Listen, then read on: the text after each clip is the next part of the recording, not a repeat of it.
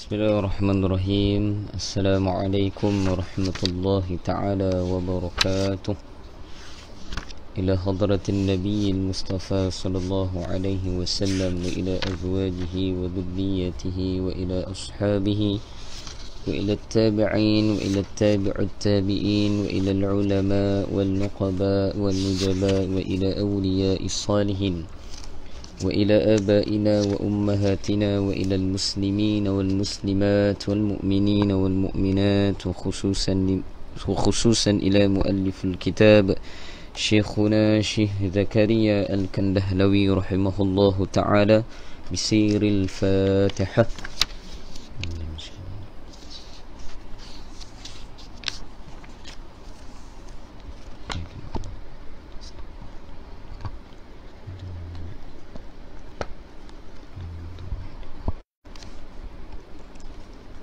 إن الحمد لله نحمده ونستعينه ونستهديه ونستغفره ونؤمن به ونتوكل عليه ونعوذ بالله من شرور أنفسنا ومن سيئات أعمالنا.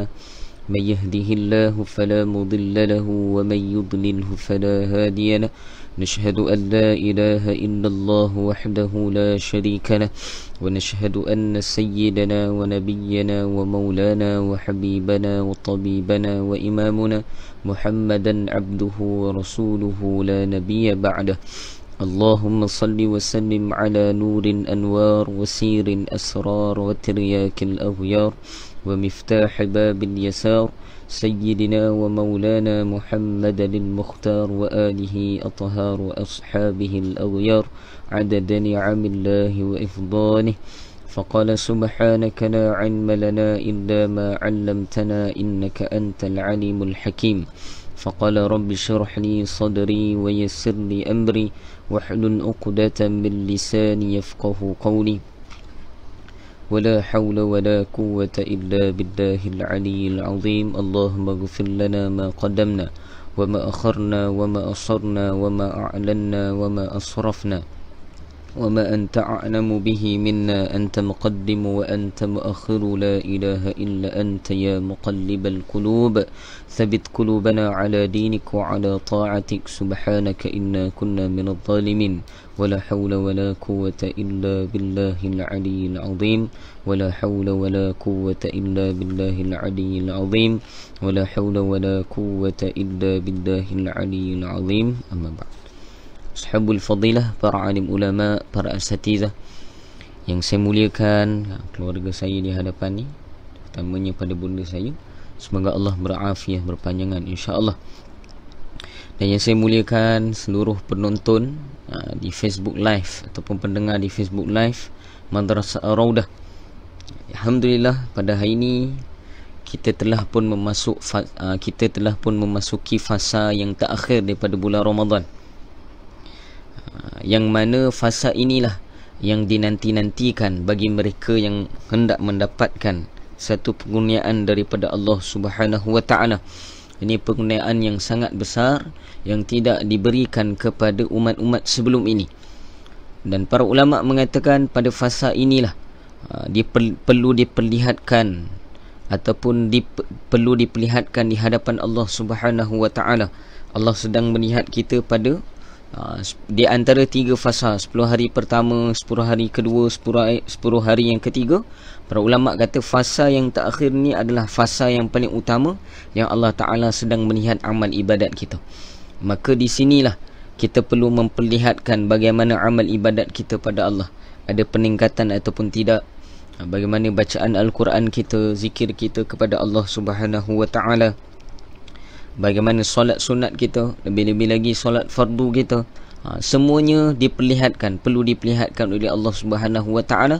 Bahkan pada 10 akhir ini, sebahagian ulama mengatakan diturunkan berlipat kali ganda lagi malaikat. Maksudnya banyak malaikat yang akan turun pada 10 akhir Ramadan ini untuk membawa laporan setiap daripada kita tentang amal ibadat kita. Dan juga para ulama menyebut Ada satu hadis baginda Nabi SAW, setiap daripada amalan kita, kata Nabi, sabda Nabi, semuanya akan dibawa menghadap kepada baginda Nabi SAW sebelum dibawa kepada Allah Subhanahu Wa Taala. Ini ada satu pandangan melalui hadis baginda Nabi SAW. Maknanya apa di sini? Bukan saja amalan kita ni dilihat oleh oleh Allah Subhanahu Wa Taala, bahkan amalan kita juga dilihat oleh baginda Nabi SAW. Ustaz, semua amal je. Bagaimana cara Nabi nak tengok, Ustaz?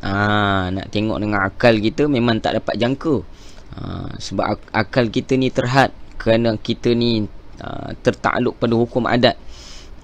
Kalau kita mengikuti hukum akal yang sebenar, maka kita akan faham apa yang saya sebut ni. Pada hari ni insya-Allah bermulalah syarahan bab pada menyatakan Lailatul Qadar. Oh, tak dengar suara Sekejap, tunggu sekejap. Saya dah paling kuat dah ni. Dengar tak? Dengar ke? Misu? Yang lain dengar ke? Saya dah tekan dah ni.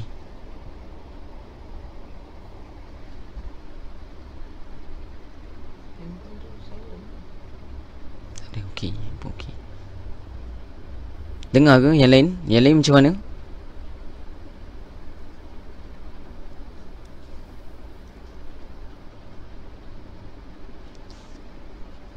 Alhamdulillah, kita sudah sampai kepada Alhamdulillah. Bandang kata saya dengar je lah. Alhamdulillah.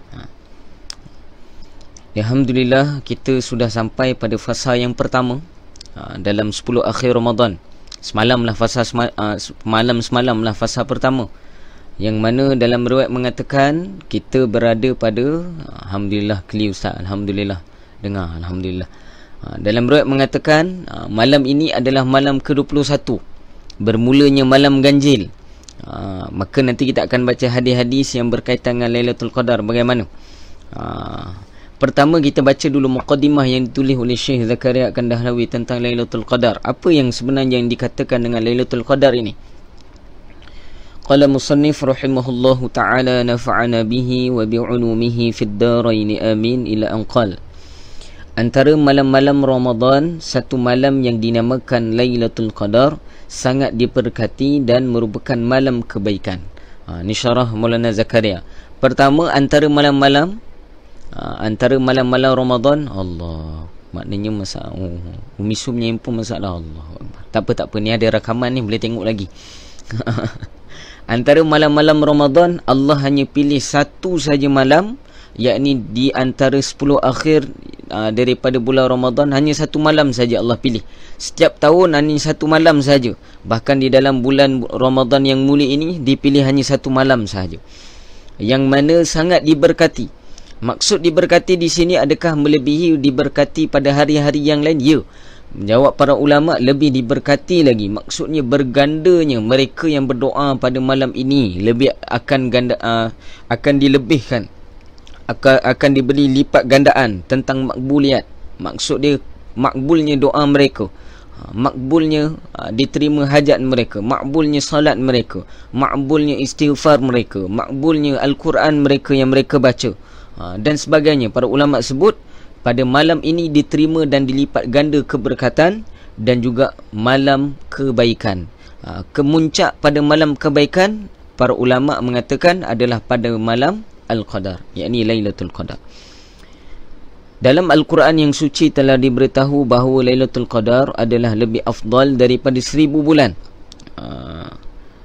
Khairu min alfi syahr, lebih baik pada 1000 bulan.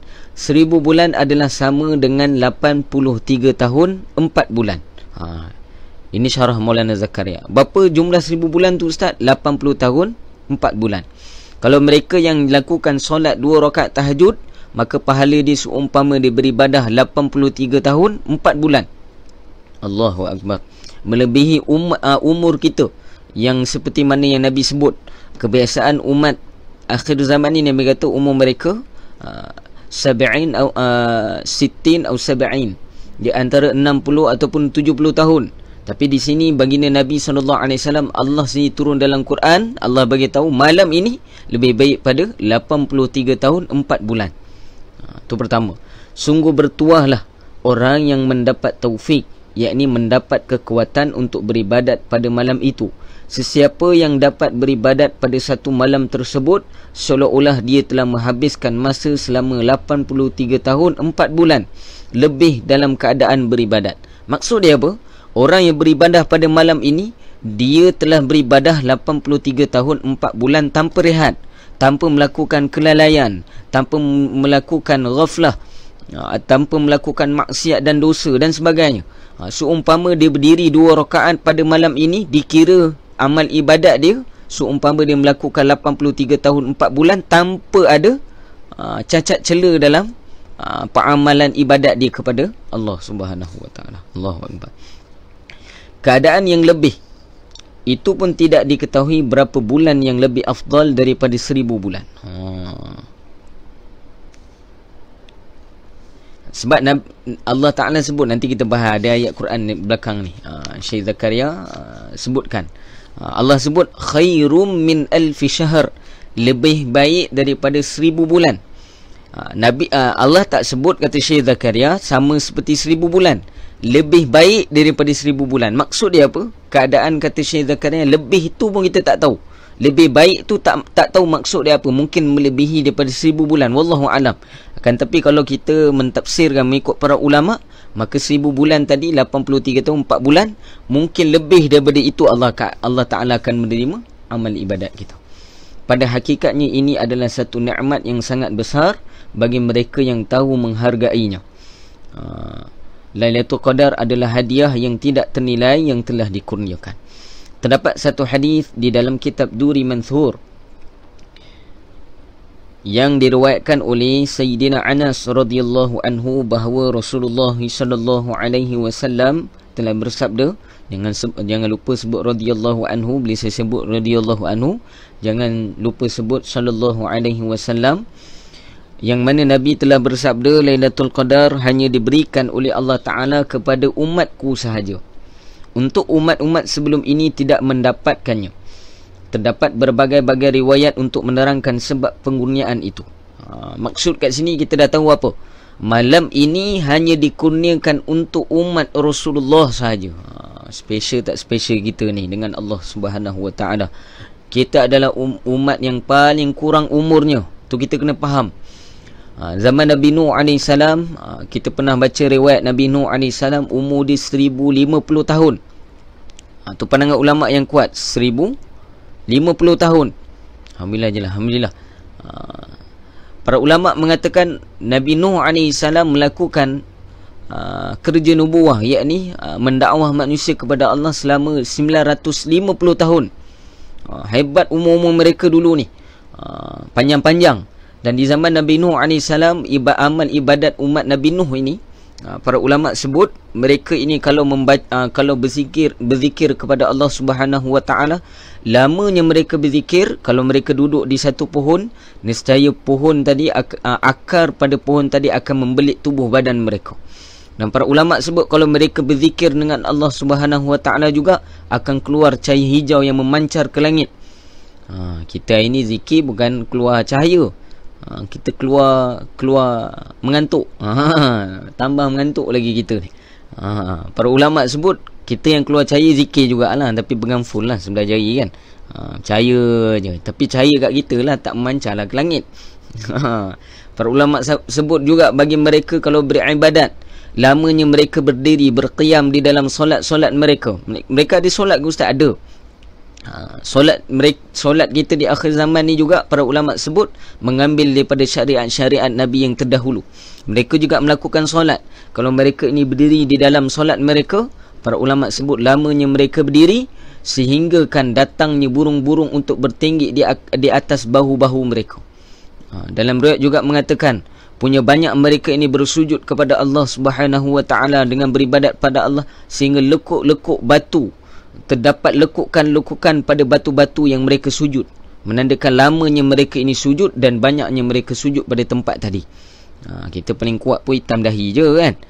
Tak ada lekuk pula sejadah tu. Para ulama sebut zaman dulu ni kalau mereka ibadat akan berlekuk batu-batu. Dan juga pernah diriwayatkan di zaman Nabi Musa alaihi salam. Cerita ni masyhur dan saya pernah ceritakan dulu dalam kuliah saya. Yang mana di zaman Nabi Musa AS, satu hari Nabi Musa berjalan, lalu melihat seorang ibu sedang menangis. Lalu ditanya oleh Nabi Musa AS, "Wahai ibu, kenapa kamu menangis? Mengapa kamu menangis, wahai ibu?" Maka dijawab oleh ibu ni tadi, "Wahai Nabi Allah Musa, sungguhnya anak aku telah meninggal dunia. Umur dia muda lagi, telah meninggal dunia dalam keadaan umurnya sangat muda."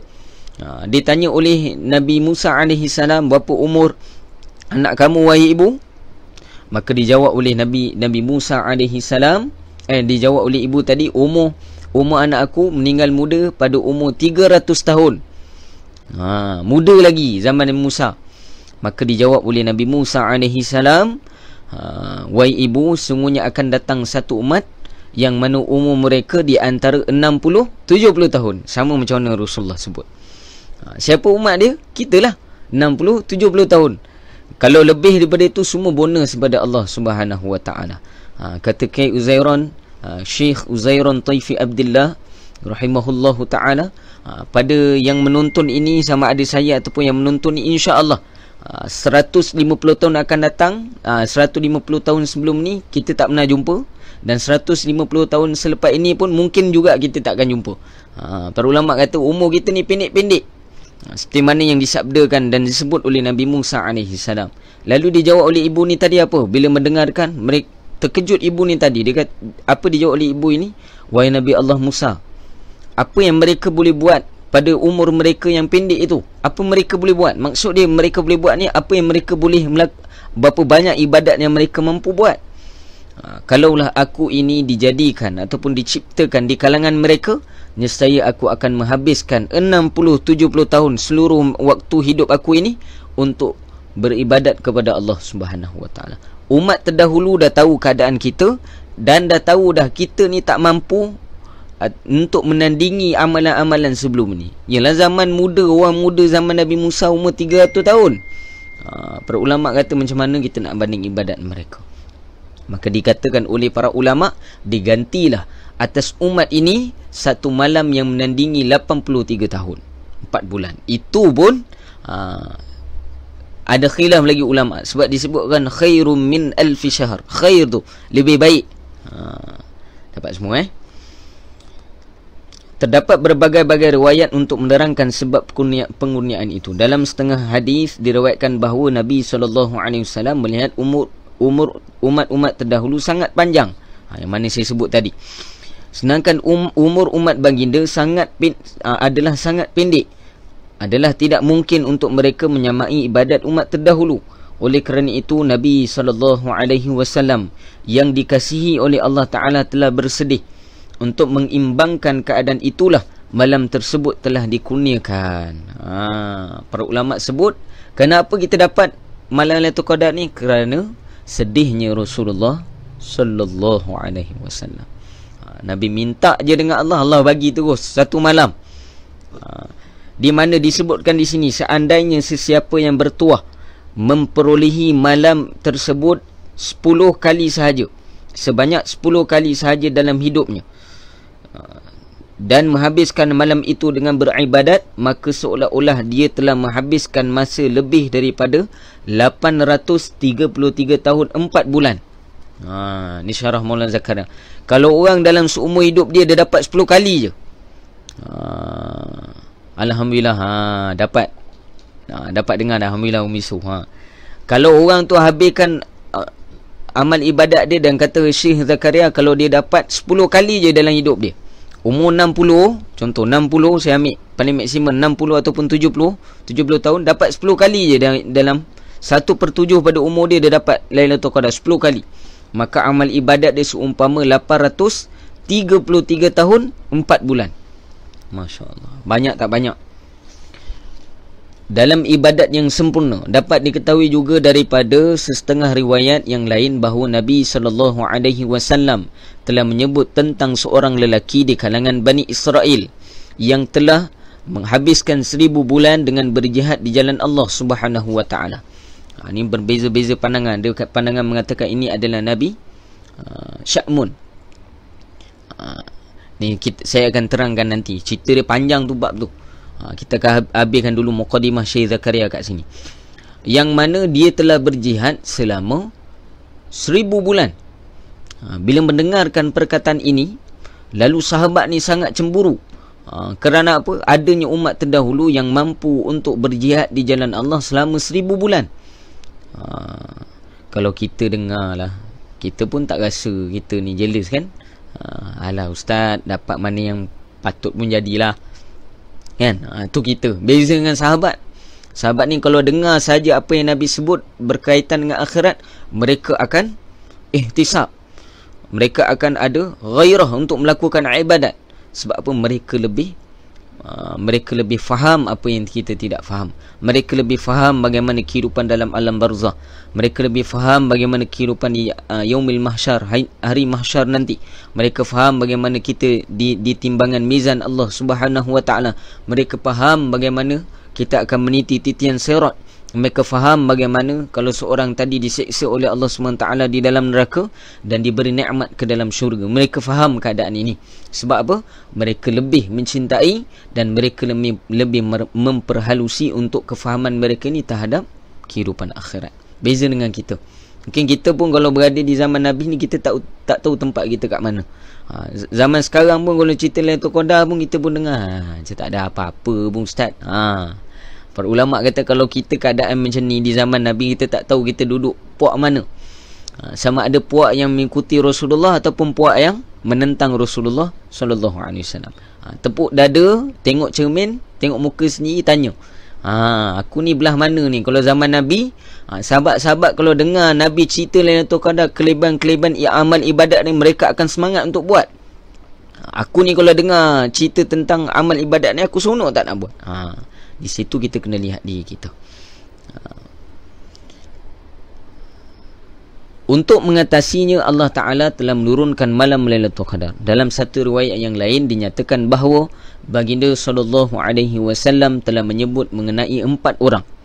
Yang pertama Nabi Ayub alaihi salam, yang kedua Nabi Zakaria alaihi salam, dan yang ketiga Nabi Hizqil alaihi salam. Hizqil ni nabi. Dan yang keempat Nabi Isya alaihi salam, yang masing-masing telah beribadat selama 80 tahun dan tidak menderhakai Allah Subhanahu wa taala walau sekelip mata pun. Allahu akbar. 4 orang ni Nabi sebut dengan nyata bahawa mereka telah ibadat 80 tahun lebih. Dia riwayat mengatakan 80 tahun ni paling kurang, tanpa melakukan maksiat kepada Allah. Memanglah ustaz, diorang Nabi, kita ni bukan Nabi. La ilaha illallah. Ni perkataan ni jaga ni, saya dah sebut sebelum ni. Bukan saja kepada Rasulullah, Nabi-Nabi sebelum ni pun tak boleh sebut macam tu. Sebab hikmah Allah Ta'ala hantar Nabi di kalangan manusia untuk kita ikut. Allah boleh hantar Nabi di kalangan malaikat, lagi senang kan? Turun kepala Jibril, saya dah cerita Jibril nang batu sayap, turun kepala Jibril kat langit tu. Ya ayuhan nas, qulu la ilaha illallah tuflihun. Wahai manusia, ucaplah la ilallah, berimanlah kamu pada Allah, Islamlah kamu semua, kamu akan berjaya. Kita semua dongak kepala tengok kepala Jibril, tak takut, semua orang peluk Islam. Para ulama sebut kenapa Allah Ta'ala tak buat macam tu. Ini tanda kasih sayang Allah Subhanahu wa ta'ala. Allah sentiasa mengikut apa yang dikehendaki oleh manusia, hakikat dia. Allah mengikut pada tahap kita. Maka kefahaman kita ni, kita lebih selesa untuk mengikuti sesuatu perkara yang lebih kurang sama macam kita. Sebab tu Allah Ta'ala hantar para Nabi-Nabi ni kalangan manusia untuk kita mudah ikut, untuk kita jadikan mereka sebagai contoh. Maka tidak ada alasan sebenarnya kita nak kata itu Nabi tak Nabi, tak. Para ulama kata hikmah Nabi, Allah Ta'ala hantar Nabi di kalangan manusia untuk kita ikut, untuk mudahkan kita. Jadi kalau kita cakap itu Nabi, seolah-olah kita menafikan hikmah tersebut. Seolah-olah kita nafikan bahawa tak ada guna Allah Ta'ala hantarkan Nabi ini di kalangan manusia sebab itu Nabi, aku tak dapat ikut. Macam itulah lebih kurang. Takut tergelincir perkataan kita ini sehingga menyebabkan kita boleh jatuh kepada lembah kekufuran kepada Allah Subhanahu wa ta'ala. Para ulama mengatakan selepas diceritakan 4 orang ini kepada para sahabat dan juga tadi seorang yang Bani Israel, Para ulama mengatakan Nabi Sya'mun tadi menceritakan jihad mereka 1000 bulan, yang menyamai 83 tahun 4 bulan, dan juga 4 orang ini, Nabi Zakaria, Nabi Hizqil, Nabi Yu'sha dan Nabi Ayub alaihi salam, mereka juga beribadah 80 tahun. Maka mendengarkan perkara ini sahabat sangat cemburu, dan bila melihat sahabat cemburu, Nabi sedih lah dengar. Lalu Hadrat Sayyidina Jibril alaihi salam pun datang memperdengarkan surah Al-Qadar. Ni asbabun nuzul turunnya surah Al-Qadar. Sebab apa? Sebab para sahabat ketika itu sangat jealous dan menyebabkan Nabi SAW sedih, sehingga Allah Ta'ala utuskan Jibril AS untuk membawa wahyu seterusnya, yakni berkenaan dengan surah Al-Qadar. Al-Qadar dari riwayat mengatakan menurun sekaligus keseluruhan ayat sekali, untuk menceritakan penuh tentang Lailatul Qadar. Selain itu ada juga riwayat-riwayat yang lain. Biasanya sebab berlaku perselisihan dalam riwayat-riwayat ini kerana berbagai-bagai kisah berlaku pada satu masa yang sama, kemudian barulah ayat diturunkan. Ini berbeza daripada syarah para ulama tentang asbabun nuzul.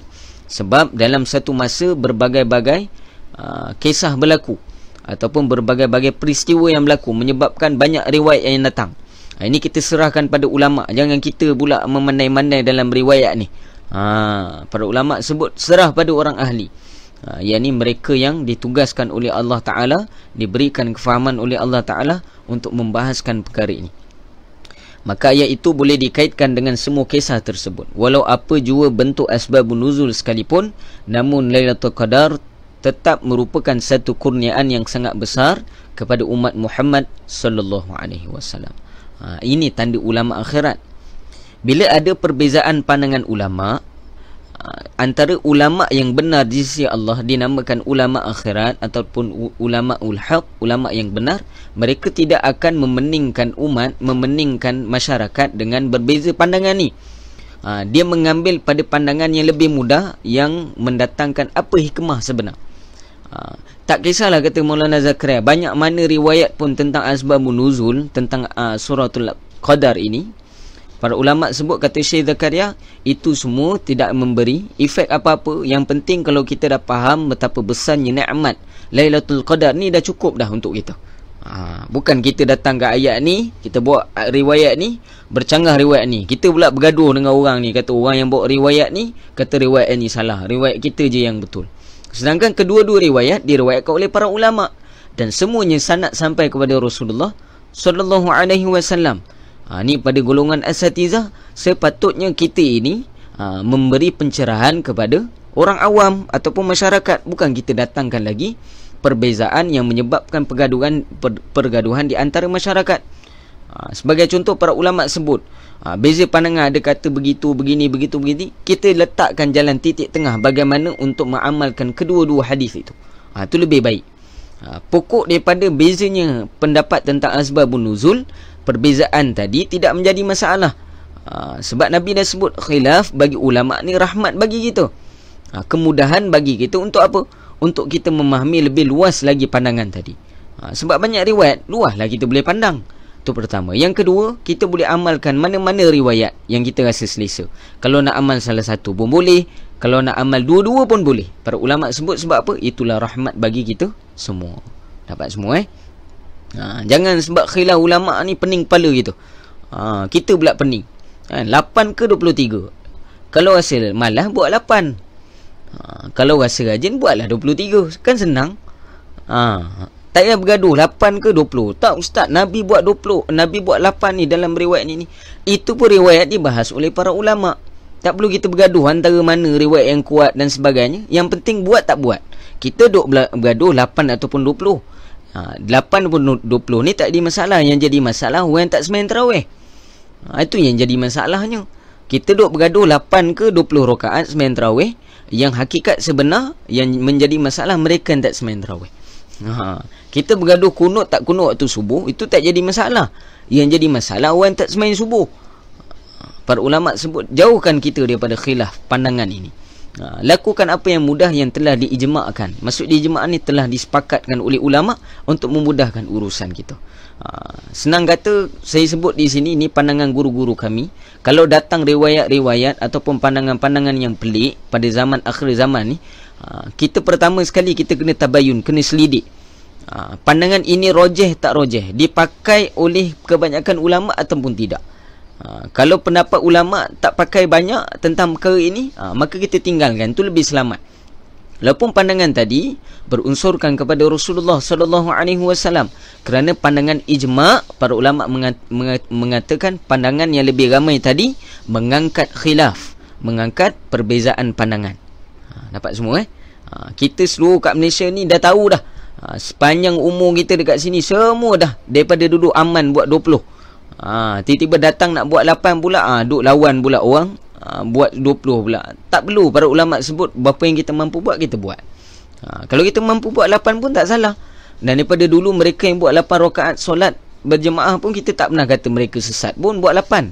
Ada pernah dengar Tok Imam kata lepas habis 8 rakaat, barang siapa yang bangun selepas daripada 8 rakaat tidak sambung 20 rakaat, maka solatnya tidak sah, sesatlah dia, bid'ah, dhalalah finnar. Ada ke? Tak ada. Tiba-tiba yang datang pula pandangan ni tak nak buat 20 rakaat, dia tuduh pula 20 rakaat ni bukan Nabi buat. La ilaha illallah. Jadi sini kita tak perlu bergaduh-gaduh tentang perkara ni. Ni perkara simple sahaja, tidak perlu diperbesarkan. Kita nampak besar sebab kita tak ada ilmu terhadap perkara tadi, sebab tu nampak besar.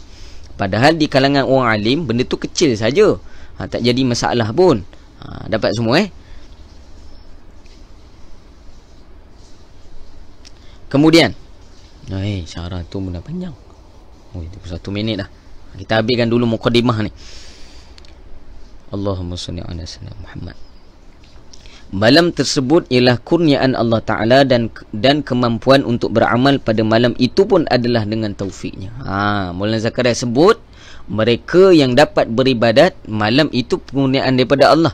Tapi mereka yang nak beribadah pada malam tadi, malam Lailatul Qadar ini pun, malam Al-Qadar ini pun perlu kekuatan daripada Allah Subhanahu Wa Ta'ala. Pertama, janganlah kita jadi Jabariyah. Golongan Jabariyah ni apa, serah semua dengan Allah. Tak apalah, Allah Ta'ala nak pilih, pilihlah aku. Tak dapat sudah. Jangan macam tu. Allah perintah pada kita, fa'iza azamta, hendak maka bila telah datang pada kamu azam. Azam ni apa? Kamu meniatkan dalam hati kamu sungguh-sungguh nak melakukan amal ibadat. Fatawakkal 'ala Allah, maka tawakallah pada Allah. Dan Allah mengikut sangkaan hamba dia, kata Nabi.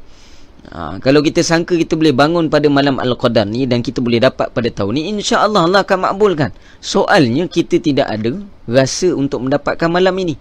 Sebab tu Allah tak pilih kita. Nanti kita akan sebut lebih banyak lagi bagaimana cara untuk mendapatkan malam Al-Qadar ini. Walau bagaimanapun berlaku perselisihan yang terlalu banyak di kalangan orang Islam dalam menentukan malam tersebut. Hampir mencecah 50 pendapat untuk meliputi kesemua sekali adalah sukar. Hanya pendapat-pendapat yang masyhur sahaja akan disebutkan nanti.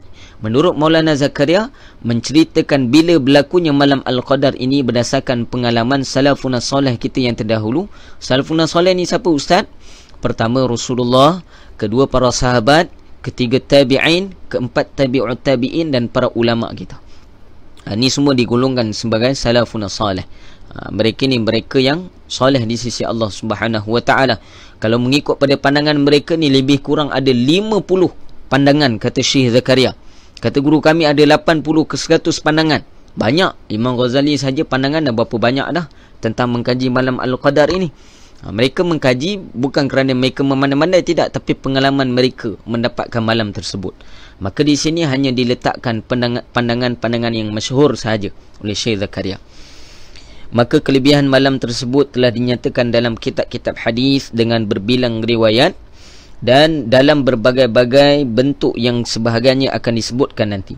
Oleh kerana itu, kelebihan malam tersebut dinyatakan dalam Al-Quran yang suci. Bahkan satu surah yang tersendiri telah diturunkan berkenaan dengan malam itu.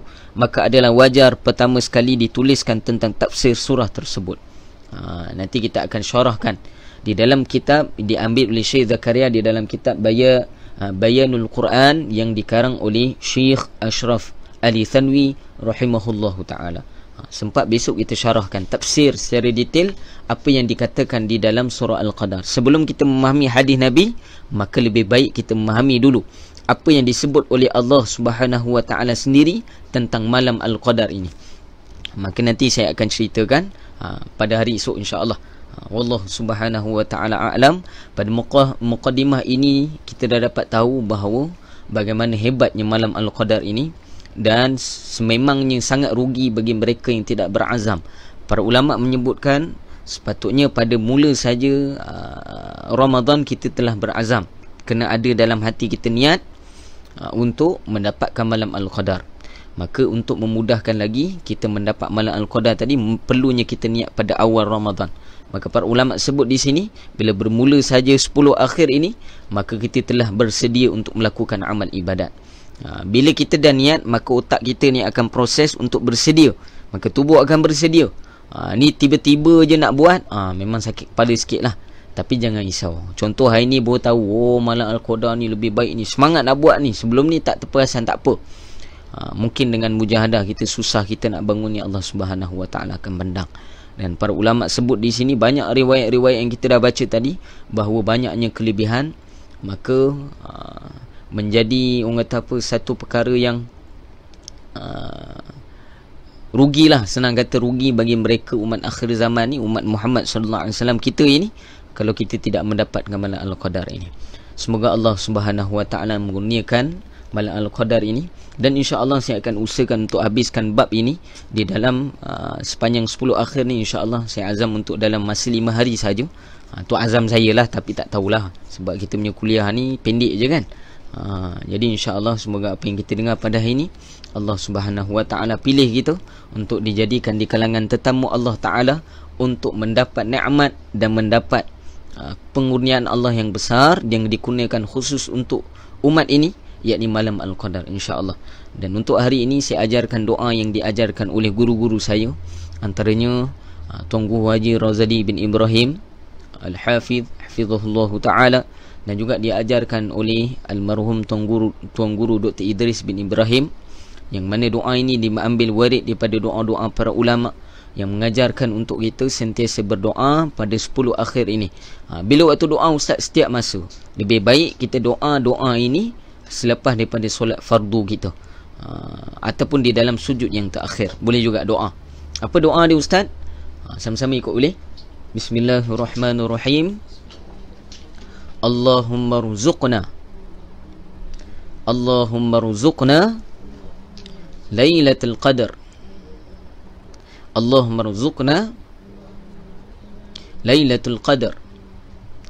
Allahumma rzuqna Lailatul Qadar.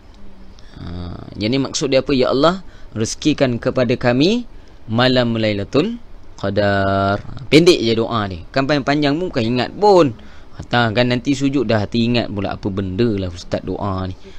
Tak dapat bahasa Arab ni, dapat bahasa Melayu pun cukup. Ya Allah, rezekikan kami untuk mendapat malam Al-Qadar. Allahumma rzuqna Lailatul Qadar. Doa dia panjang sebenarnya. Waja'alna min ibadika salihin fi lailatul qadar. Doa panjang lah, tapi lebih baik kita doa dahulu. Allahumma rzuqna Lailatul Qadar. Boleh bacalah doa ini sebanyak-banyaknya. Boleh baca 3 kali paling kurang, ataupun lebih daripada itu lebih baik. Ulanglah 7 kali ke 11 kali ke, ulang dengan Allah Ta'ala. Allah suka dengar ringitkan kita. Macam mana kita menyakat anak kita kadang kan, menyakat adik kita yang kecil anak kan, kita suka menyakat. Barang dah beli dah, kita tahu dia nak barang tu, tapi disebabkan kita seronok tengok dia merengek kan, menyakat. Macam itulah Allah Subhanahu Wa Ta'ala. Bukan masa Allah Ta'ala sakat kita, tak. Allah suka, lebih suka lagi bagaimana sukanya kita melihat orang suka anak kita suka minta daripada kita, berhajat pada kita. Maka kita nak bagi tadi, bila diberi pada dia, maka kita pun seronok. Walaupun ratus-ratus ringgit habis kan kat dia kan. Tapi sebelum tu dia kena menangis dulu, bergolek-golek, barulah kita akan bagi. Para ulama sebut macam itulah Allah Subhanahu Wa Ta'ala. Dan juga dimisalkan bagi mereka yang bersungguh-sungguh berulang-ulang percakapan dia. Kalau kita meminta pada ibu kita zaman dulu kan, ataupun anak-anak kita minta pada kita, berulang-ulang kali dia cakap, hati sanubari seorang ibu ataupun seorang bapa tadi takkan tergamak untuk tak bagi. Sebab berulang-ulang dia cakap, hari-hari sebut. Macam itulah kita dengan Allah Ta'ala. Setiap kali solat fardu kita ketuk pintu, Kita minta dengan Allah Ta'ala untuk dikurniakan, bahkan berkali-kali kita doa, takkan Allah Subhanahu Wa Ta'ala yang Maha Pemurah tidak memberikan kepada kita malam Al-Qadar. Ud'uni astajib lakum, mintalah pada aku, nescaya aku akan mustajab, aku akan kabulkan. Bila-bila lagi perkara berkaitan dengan akhirat. Wallahu Subhanahu Wa Ta'ala a'lam. Semoga Allah Subhanahu Wa Ta'ala pilih kita dan Allah beri kekuatan pada kita. Yang ujian-ujian pada 10 akhir ni lebih banyak lagi. Nanti kita akan syarahkan lebih lanjut lagi insya-Allah. Wallahu Subhanahu Wa Ta'ala a'lam. Tu saya pada saya yang lemah daripada diri saya sendiri, kekurangan semua daripada diri saya. Saya mohon maaf jika tersalah kata dalam penyampaian saya ni. Yang baik semua pada Allah Subhanahu Wa Ta'ala. Bismillahirrahmanirrahim. Alhamdulillahirabbil alamin wa bihi nasta'in ala umurud dunya waddin. Wassalatu wassalamu ala asyrafil anbiya'i wal mursalin Sayyidina wa maulana Muhammadin wa ala alihi wa sahbihi ajma'in. Allahumma ighfir lana dhunubana wa liwalidina warhamhum kama rabbawna saghara wajma'al muslimina wal muslimat wal mu'minina wal mu'minat al ahya minhum al amwat birahmatika ya arhamar rahimin. Allahumma rzuqna lailatul qadr, Allahumma rzuqna lailatul qadr, Allahumma rzuqna lailatul qadr, Allahumma rzuqna lailatul qadr, Allahumma rzuqna lailatul qadr, Allahumma rzuqna lailatul qadr, Allahumma rzuqna lailatul qadr. Allahumma rabbana اللهم أعنا على ذكرك وشكرك وحسن عبادتك. اللهم ربنا تقبل منا دعانا يا الله إنك أنت السميع العليم. تب علينا يا مولانا إنك أنت التواب الرحيم. ربنا هب لنا من أزواجنا وذرياتنا قرة أعين وجعلنا للمتقين إماما وجعلنا مقيم الصلاة ومن ذريتنا ربنا تقبل دعاء. ربنا آتنا في الدنيا حسنة وفي الآخرة حسنة وقنا عذاب النار. صلى الله على سيدنا محمد وعلى آله وصحبه وبارك وسلم. الحمد لله رب العالمين وبالله التوفيق والهداية. والسلام عليكم ورحمة الله تعالى وبركاته.